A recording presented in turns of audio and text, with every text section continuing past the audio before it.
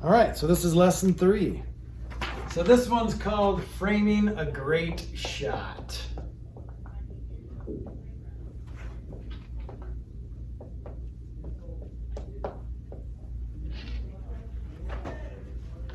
All right, so when you're framing the shot, you got to take your time. You can't just go in blind and just say, all right, we got to do this scene, this scene, this scene. Here's the lines, let's run through it. You have to really think through how you want these shots to look. Like I said, when you watch movies now, you're gonna pay attention to the little details. Oh, that camera's like underneath the bus and you see them talking, but you're like looking under the bus. Like, what's that all about?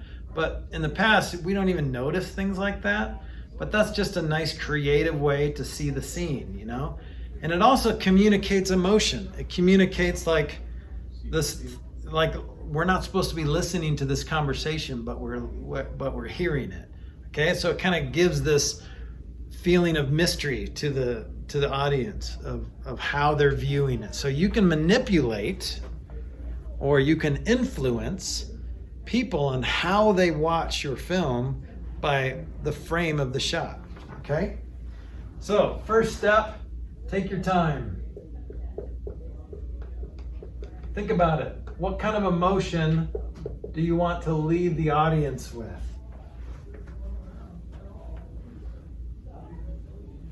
Okay, take your time, think about the camera in relation to the subject.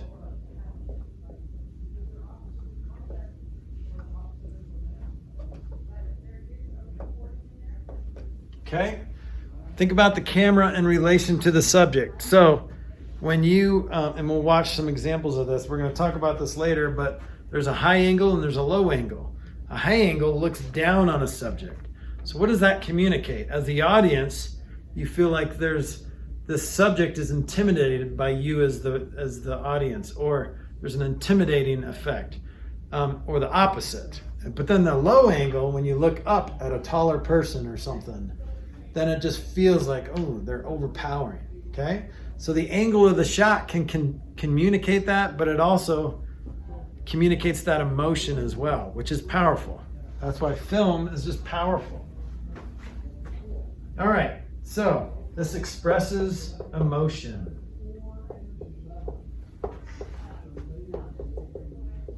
It makes characters look more or less important.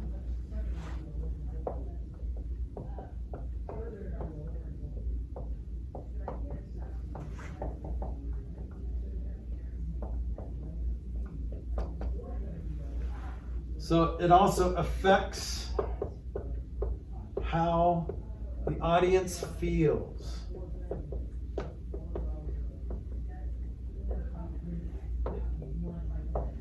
Okay?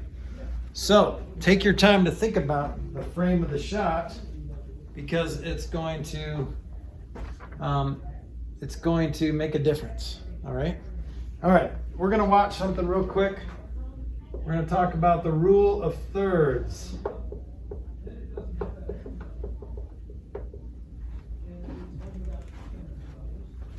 Okay, so let's watch this real quick. All right, so some of you guys have done a little bit of photography and stuff too.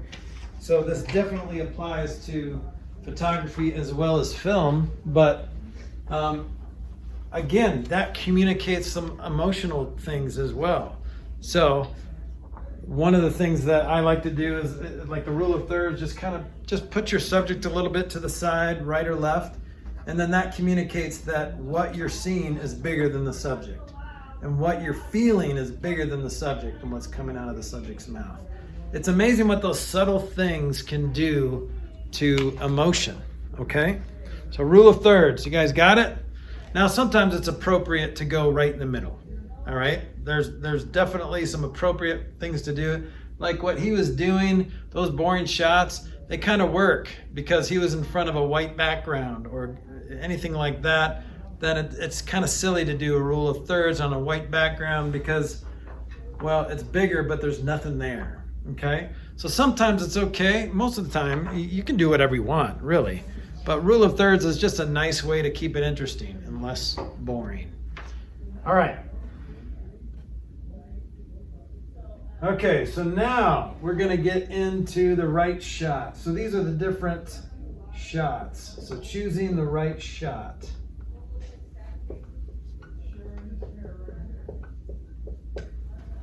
So a lot of times when you think about this, it's good to think through these things before you shoot a scene. So a great way to think through that is with storyboarding. Okay? So that scene of the camera underneath the bus, like that probably was storyboarded that way. Like there was a bus, someone actually drew a bus, and you could see people talking underneath the bus. Okay?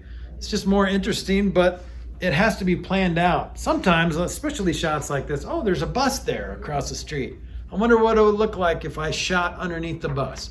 So sometimes you don't know what a good shot is until you're on set and you can see it. Okay? All right, first shot is called the wide shot. Now there's different versions of the wide shot. There's like a super wide shot. There's a lot of times a wide shot is called the long shot. But in a script, if you guys have read scripts, sometimes it gives you the shots at times. So when you see WS, that's a wide shot. Again, communicates emotion. This is a good scene establishing shot. So you see what's going on. Like if we were going to show an episode of the school, like the classroom, like it probably would have been good to just have a shot of the building, like to see where you're at. Okay. Dunder Mifflin, you can see the building, the Dunder Mifflin sign, the Dunder Mifflin building when you see an episode of The Office. And then it goes into the specific things, right? So wide shot is a nice, good establishing shot. Sometimes this is called the long shot because you are a long distance away, but ultimately it's a wide. There's a lot of stuff happening inside of that shot. Okay? If you see LS, that means the same thing. This is a great establishing shot.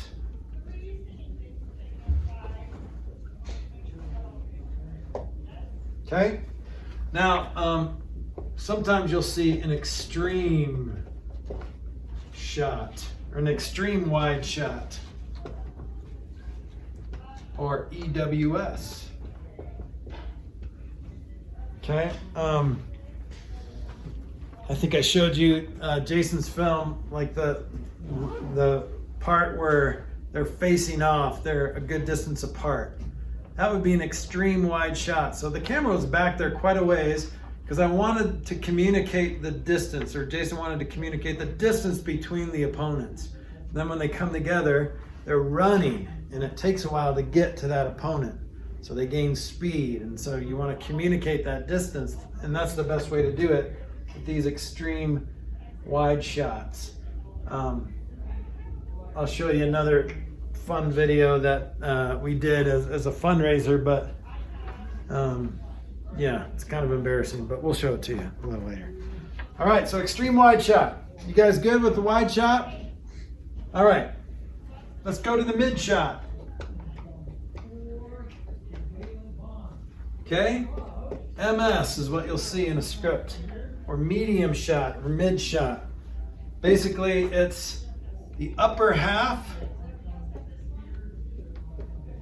of subject. Okay?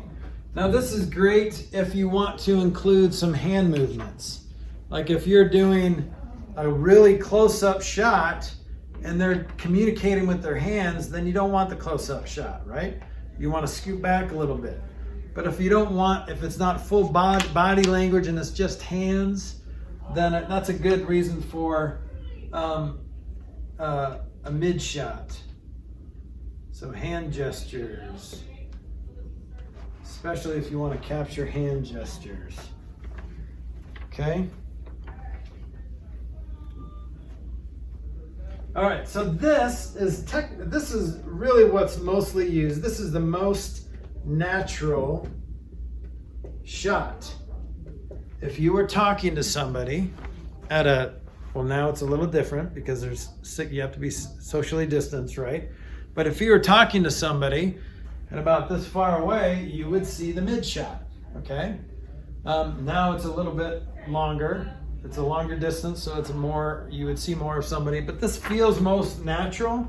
So to an audience, somebody in the audience, that feels like the most natural way to see a scene, okay? So that's the most natural. So it feels like you're in the conversation, or it feels like you're there. You're participating in the conversation, all right? If you were looking at that wide shot underneath the bus, you were meant to not feel like you're in that conversation. You were meant to feel like you're eavesdropping, like you're gaining information that you maybe weren't necessarily meant to hear, okay? So do you see how that can communicate that mystery as the viewer? So all these shots are not just creative ways to look at something. It communicates and inspires emotion, okay? All right, so that's the most natural shot. A two shot is basically like the mid shot, but it's with two people. So mid shot of two characters.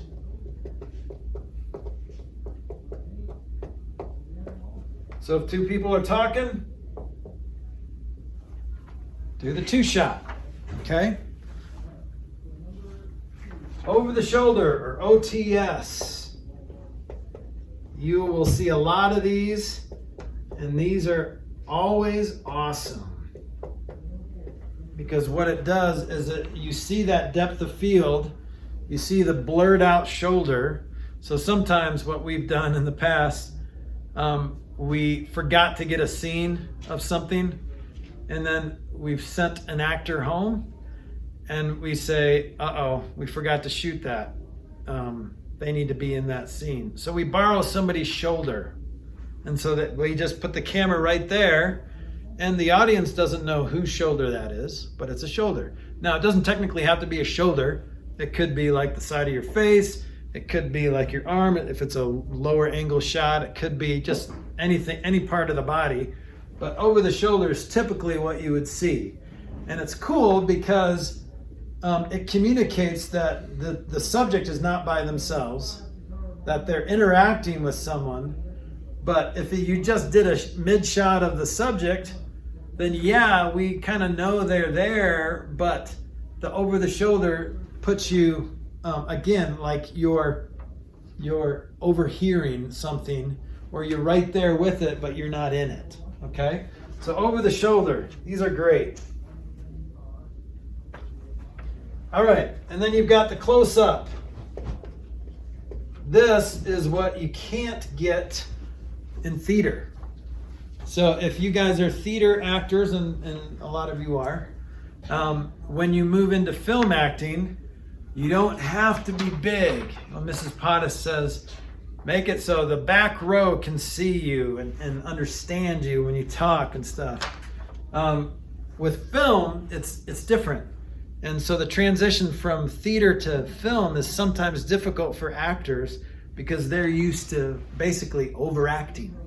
But when you come to film, you can be subtle with your facial expressions. This is great for close-ups. So what you can't get from stage actors, this is called CU. All right, this is best at capturing emotion and facial expressions. Emotion with facial expressions. Sometimes no expression is an emotional expression, right? Yeah. So when it's a close-up, I mean, in the professional movies, do they use a camera like this close to your face, or do they zoom in? They do both sometimes. Most of the time it's zooming in, because you can also, but depending on the lens that you're using, like if you're too close, it gives that weird fisheye thing, so you don't want to be too close. But most of the time it's like right here. So a lot of times what actors will use, I'll show you a scene. A like what we did with Janae on Tuesday, like she came up to the camera, but usually there's tape on the ground. And so this is your focus point. This is where the camera will be focused on your face. So you have to walk up. Now the temptation is to go like this, you know, but you have to learn how to see peripherally. Is that a word? So you have to come up to the line, and then now you're in focus. So you've got this extreme shallow depth of field, and it's completely out of focus, and then you step up to the line and you're in focus, but it's close up, like it's an extreme close up. And that's cool. So that's, again, communicating this, coming into focus communicates emotion as well. Okay, so that's a close up, and then you've got, that's best at capturing emotion and facial expressions, but then you got extreme close up.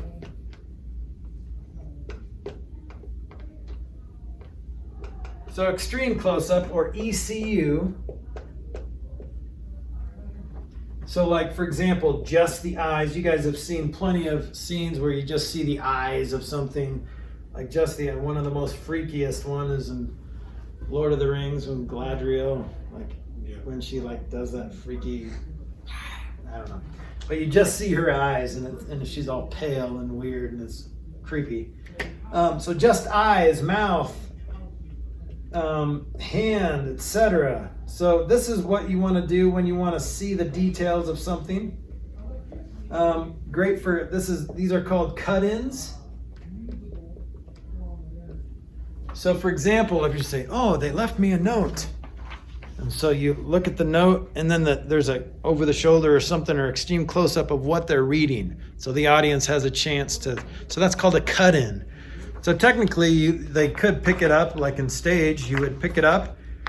The note says, "Dear Abby, I have left you. Please find another husband." Okay? But you don't have to do that in film. Ooh, a note from my husband.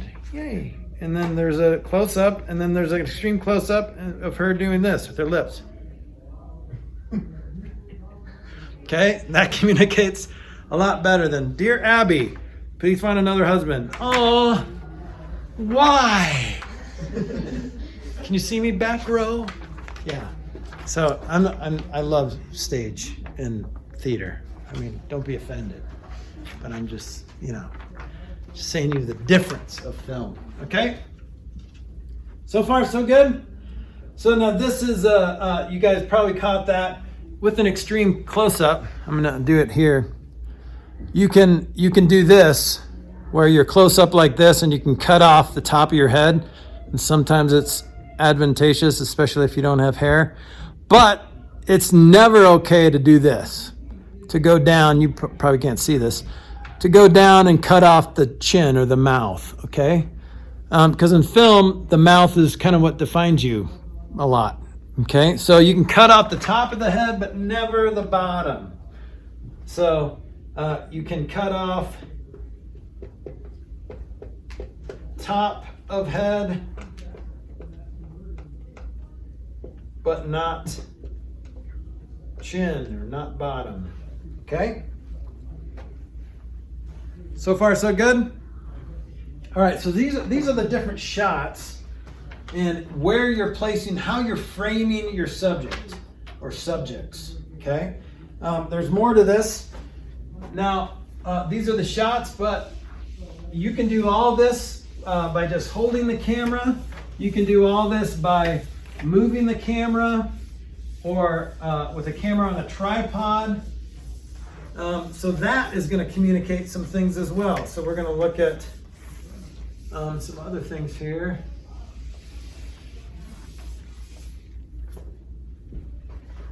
So you want to consider whether you have a fixed camera, like a tripod, or you could do it handheld, or you can move with the subject or against the subject, or you can move. All right, now sometimes this is, and we're going to talk about each of these. You can do a dolly, you can do a pan, you can do a tilt. So for those of you who don't know, panning is panning left, right, but tilting is tilting up and down. Okay? So you can pan like this, or you can do what's called a dolly shot and film those same things, but move the camera, okay? That's cool. So a pan shot usually communicates and establishing here's where we're at, okay? We're not moving, we're just looking around. A dolly shot communicates movement. So we're moving with whatever's happening, okay? All right, so let me do that real quick. So pan shot, rotating the camera left and right, or left to right. I think this was on one of your, is this one of your quiz questions? No. Okay. On a tripod, usually, rotate camera on a tripod, left to right, or right to left, okay? Tilt shot, same thing, but up or down.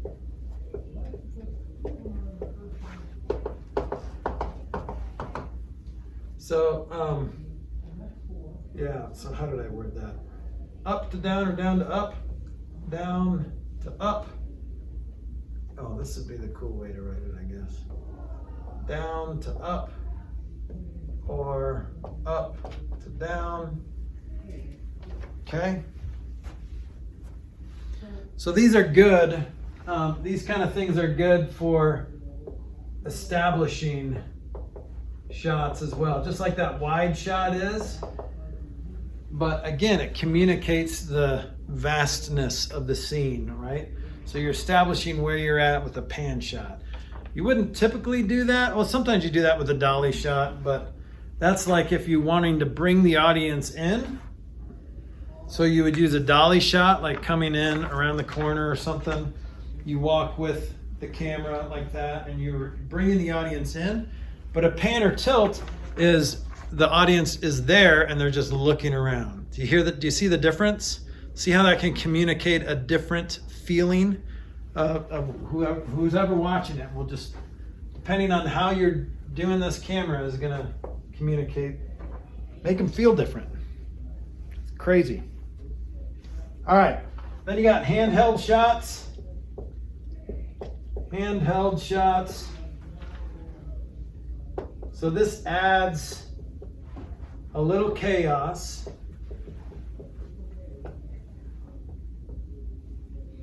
And realism, okay? So this is great for like action shots. It's like you're running from something and it's a little bumpy. When they first, well, not when they first, but probably within the last 20 years, maybe 20 to 30 years ago, they really just said, let's not even make it look cool. Let's just make it jittery and crazy and chaotic. So that was a tough season for Hollywood. I didn't like that season. But now it's a little bit, it's a little jittery, but it's a little bit more controlled. It's not like you can't even see what's going on.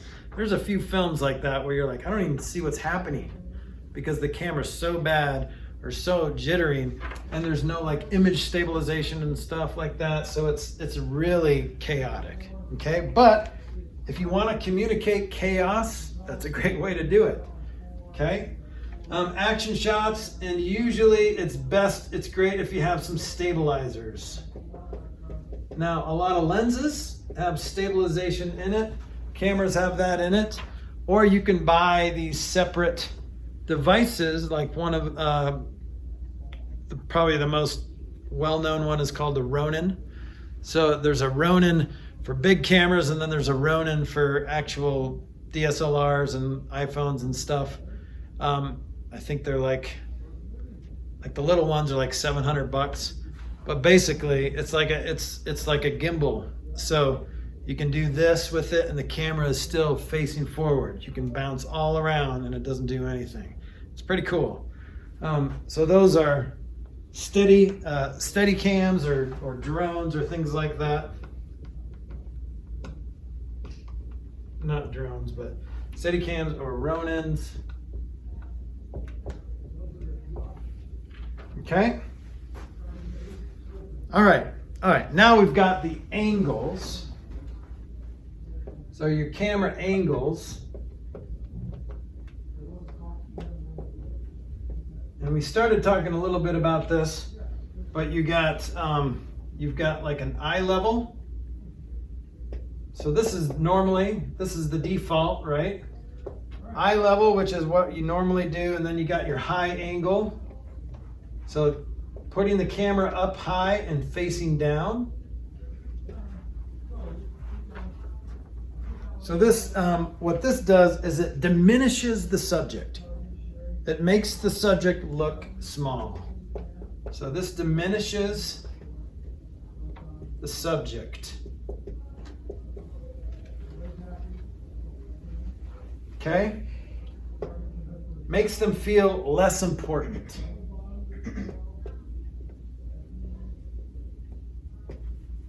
Okay? So what do you think the low angle does? The subject seems more intimidating. Yeah, more intimidating. Makes them appear more important. But usually when that's the case, they just want to feel more important, or they're intimidating. Okay? So this makes them feel more important, and it creates this intimidating feel. Okay, so far so good. There's a couple more.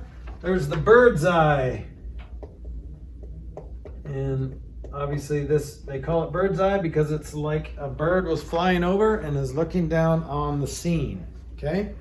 So directly above, and it's got to really be directly above. If it's not directly above, it's more of a high angle. So directly above communicates a different feel as well. Okay? So it's almost like a spy. You're spying on it, like a satellite photo of something happening. Okay? So bird's eye, directly above.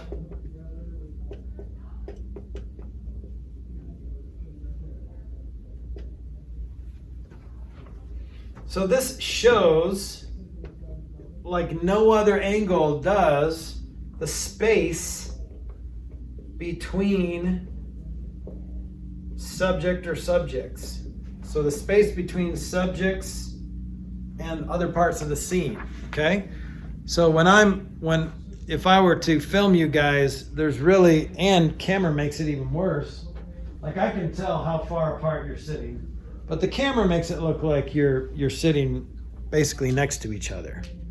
Like there's 6 of you lined up in a row. That's what the camera makes it look like, okay? So, but you don't see that with normal views, like an eye level view or things like that, or even high angle or low angle shots. It's hard to see that space in between. So they use a lot of bird's eye, when they show sports and things like that, you can really see the distance between things, okay? All right, and then here's a fun one. This is called the slant angle, or it's also called the Dutch angle. Okay, so the slant angle, this creates peculiarity.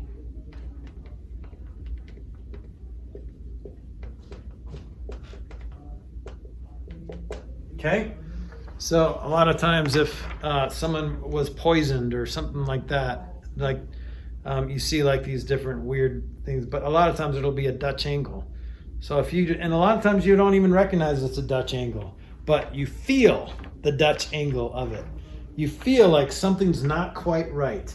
It's not quite literally right angle. It's not 90 degrees. It's a little off kilter. Okay? So I can explain it to you with words that if it's a little slanted, it's going to feel off. But sometimes you don't even need to notice that it's a Dutch angle, but it just feels off. Okay? So if you want your audience to feel like something's off, then do a Dutch angle. Okay? All right. And then there's a few more things, and I'll demonstrate. We have a few videos to show, like quite a few actually. It'll be good. But let me erase this. Actually, I think I can squeeze it in here. Okay, so these are the camera movements.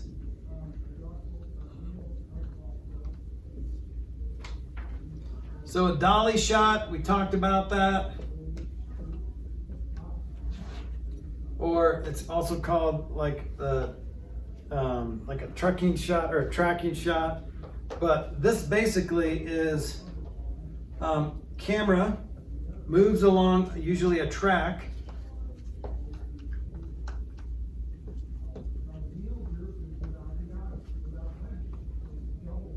Okay. And then, so you can, a lot of people, there's a lot of do-it-yourself Dolly systems.